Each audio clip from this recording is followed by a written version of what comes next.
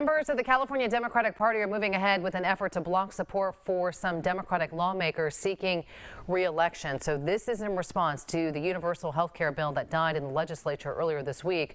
Fox 40 Capitol reporter Ashley Zavala explains.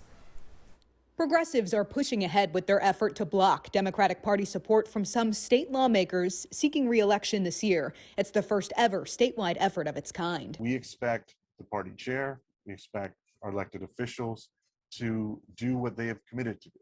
And when they don't, we are going to hold them accountable, even if the party won't. Amr Shergill is the chairman of the Democratic Party's Progressive Caucus, the party's largest caucus in California. The group specifically targeting those who were prepared to reject a bill that would have eliminated private health insurance and set up a single-payer state-run healthcare system in California, also known as CalCare. Although the bill never reached the assembly floor for a vote and Democratic lawmakers avoided putting their positions on public record, Shergill says the group still has a sense of who did not support the bill, but he did not say who or how many incumbents the caucus will attempt to block. A pretty good idea of where a lot of members were leading into the vote. Still many question marks too. In an effort to put a stop to the progressive endorsement blocking effort, Shergill says Democratic Party Chairman Rusty Hicks withheld delegate information from the caucus ahead of this past Wednesday's pre-endorsement deadline. In order to begin blocking endorsements, progressives needed signatures on a petition from 20% of those who will vote in the endorsement election.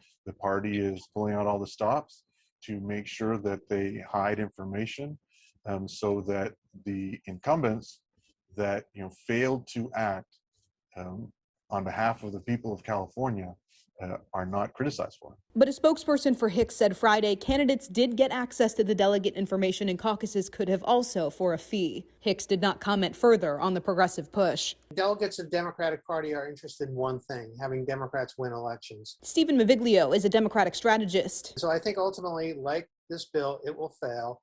And the tactic of trying to bully legislators by doing this is something that even people that are for this bill really don't like. How, if at all, do you see this affecting the party just going down the line as we look toward November? What some on the left forget is that legislators represent people. They represent their own district. They don't represent the party platform.